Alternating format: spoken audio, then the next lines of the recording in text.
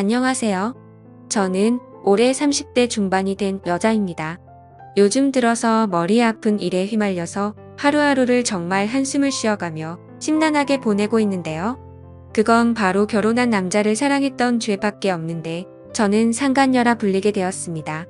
하지만 따지고 보면 제가 먼저였거든요. 제 답답한 사연을 얘기해 볼 테니 현명한 분들의 많은 조언 꼭 좀 부탁드릴게요. 신중히 제 이야기를 듣고 잘 판단해 주시면 감사하겠습니다. 우선 저는 지금 서울에 살고 있습니다. 태어나고 자란 곳은 남쪽 지방의 꽤 큰 도시예요.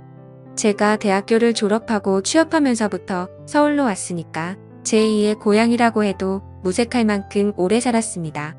그리고 부모님은 제가 초등학교 때 이혼을 하셨어요.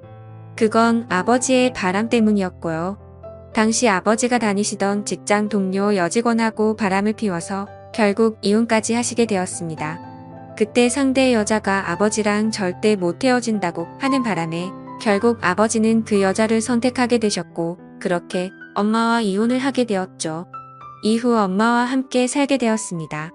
정말 그때 당시만 해도 어린 마음에 그 불륜녀가 너무 믿고 싫었는데 지금 그때 그 여자와 제가 똑같은 입장은 아니지만 제가 그런 비슷한 신세가 될 줄은 꿈에도 몰랐네요.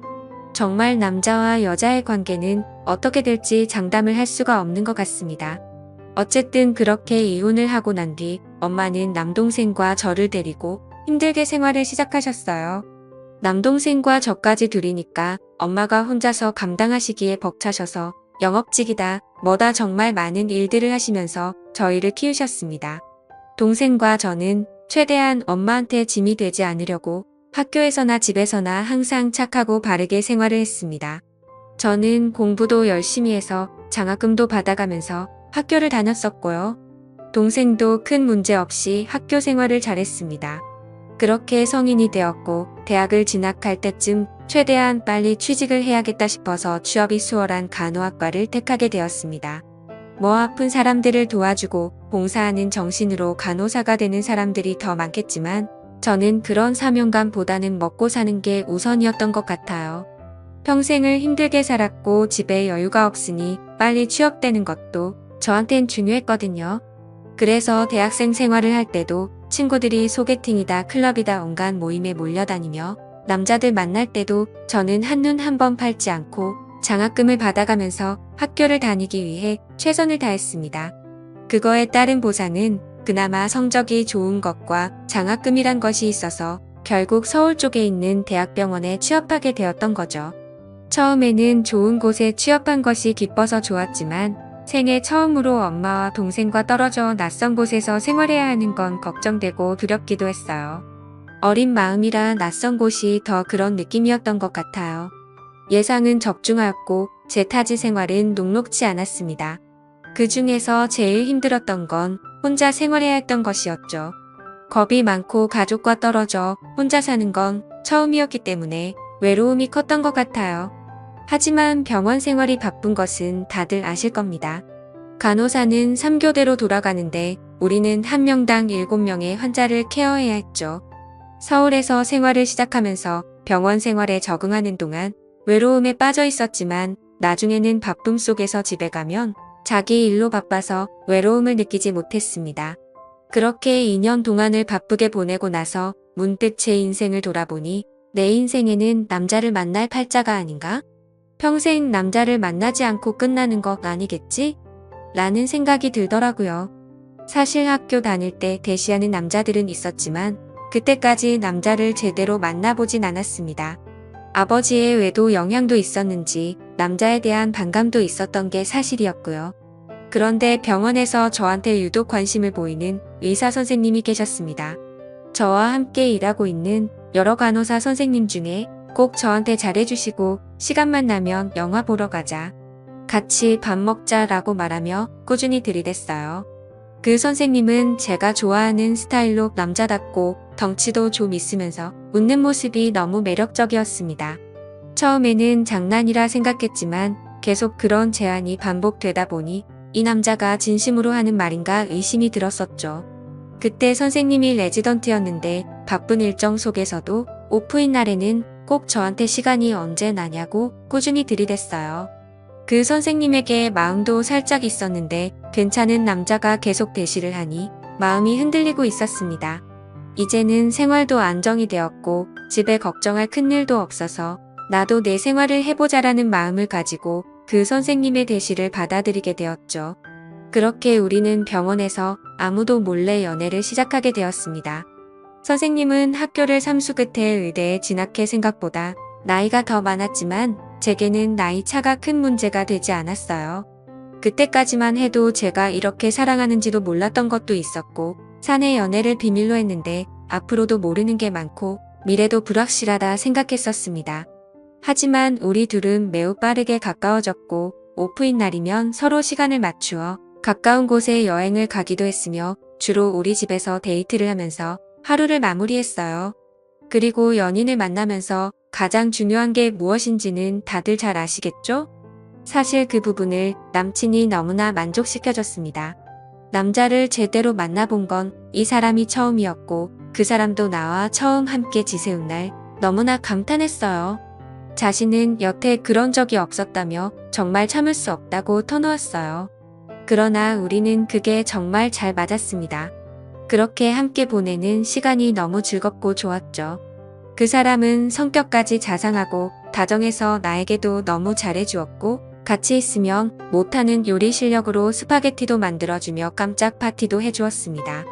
그는 언제나 제게 부르는 대로 달려와 주었고 나를 너무나 아끼는 모습이 느껴져서 정말 제게는 차고 넘치는 남자였죠. 뿐만 아니라 남들에게 비밀로 하고 연애를 한다는 그 자체도 스릴이 있고 뭔가 모르는 설렘이 더 크더라고요. 그때는 정말 마음이 주체가 되지 않았습니다. 하루는 둘이 병원에서 야간 근무가 걸렸던 날이었어요. 둘이 사귀기로 하고 얼마 되지도 않았는데 그 심정을 아실 거예요. 지금도 그렇지만 둘이 너무 잘 맞으면 초반에는 더 떨어져 있기가 싫더라고요. 남친을 제대로 사귄 건 처음이나 다름없었던 나였기도 했고 저를 너무 예뻐해주는 남친과 계속 붙어 있고 싶었습니다. 결국 서로 눈이 맞아서 아무에게도 말하지 못할 비밀도 생기고 말았고 은근히 즐겼던 것 같네요. 그렇게 저희는 사랑을 점점 키워가게 되었고 서로의 미래까지 약속하게 되었습니다. 그때 당시에 원래 계획은 남친이 전문의를 따고 병원을 차리면 그때 결혼을 할 생각이었어요. 그런데 우리의 핑크빛 미래도 얼마 지나지 않아 산산조각이 나버리고 말았습니다. 남자친구는 자신의 가족들에게 우리의 관계를 말하게 되었고 그쪽 부모님은 우리 상황에 반대했어요. 제 가정 상황이나 제 직업이 원인은 아니었습니다. 인사도 못 듣고 당장 헤어지라고 압박을 가했던 거죠. 남자친구의 부모님은 경제적으로 안정되어 있었지만 남자친구는 그때 당시에는 혼자서 독립해 저를 지탱해 줄 수 있는 상황이 아니었어요. 게다가 남자친구는 외동 아들이었는데 정말로 난감한 상황이었죠. 그래도 남자친구는 헤어지지 않겠다며 저를 안심시켰지만 만날 때마다 마음은 언제 깨질지 모를 불안감에 가득했습니다. 그날 이후로 남자친구의 어머니는 마음이 급하셨는지 다른 의사 며느리를 보겠다며 선을 찾아다니셨고 남자친구는 어머니의 압박에 끝내 버티지 못하고 결국 선을 나가게 되었습니다. 그 뒤로는 말할 것도 없이 결혼이 척척 진행되었죠. 옆에서 아무것도 할 수 없는 저는 답답해서 혼자서 울기만 했습니다. 남자친구도 저를 놓칠 수 없다고 매달려왔어요. 자기 마음에는 저뿐이라고 말했지만 저 혼자서는 어떻게 할 수가 없었습니다. 정말로 사랑한다면 둘이서 모든 걸 버리고 도망가는 게 현실적으로는 쉬운 결정은 아니었어요. 결국 저는 사랑하는 남자친구가 다른 여자와 결혼하는 것을 무력하게 지켜봐야만 했습니다. 정말로 마음이 찢어지는 느낌이었죠. 남자친구는 결혼 전날까지 전화를 해와서 사랑하는 사람은 저뿐이라고 잊지 말라며 금방 이혼하고 다시 돌아올 거니까 조금만 기다려달라고 말했어요. 그 말을 듣고 눈물이 나왔습니다. 그 후 몇 달이 지난 후 남자친구가 다시 연락을 했어요. 그 동안에도 가끔씩 문자를 주고받았고 자기는 정말로 저뿐이라며 다시 만나자고 했었습니다. 많은 고민 끝에 마음을 주체할 수 없어서 다시 만남에 응했어요. 그런데 그게 옳은 선택이었을까요? 현재에는 후회는 없지만 결과적으로는 남의 가정을 깬 나쁜 여자가 되어버리는 기분이었습니다.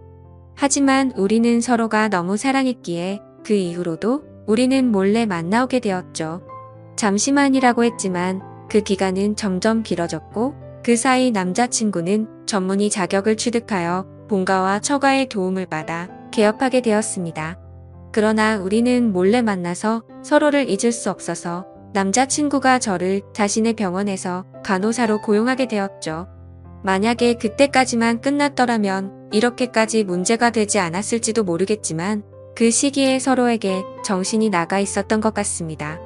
남자친구가 원장으로 있는 병원에 간호사로 입사하면서 우리는 다른 간호사들의 시선을 피해 언제든 마음대로 만날 수 있었죠. 집에서 혼자 지내고 있는 아내보다는 오히려 병원에서 저와 더 많이 만나고 있다고 생각하니 제 자신이 진짜 아내가 된 것 같은 착각이 들 정도였습니다. 그러던 중 하늘이 무너지는 소식을 전해주더군요. 자신의 아내가 임신을 하게 되었다고 말하는데 저도 어떻게 해야 하는 건지 도저히 머리가 멍해지더라고요. 그렇게 며칠 동안은 어색한 분위기가 흘렀습니다. 그리고 그 여자가 임신을 하고 난 뒤부터는 병원에 갑작스럽게 찾아오는 날이 늘어나기 시작했고 그때부터는 조심해야 했을지도 모르겠네요. 하지만 우리는 방심한 순간에 문제가 생기게 되었습니다. 동료 간호사들이 식사를 하러 나간 점심시간에 우리는 원장실에서 꼭 붙어 있었는데 그때 순간적으로 원장님의 아내가 갑자기 찾아와서 문을 벌컥 열어서 우리 사이를 들켜버리고 말았던 거죠.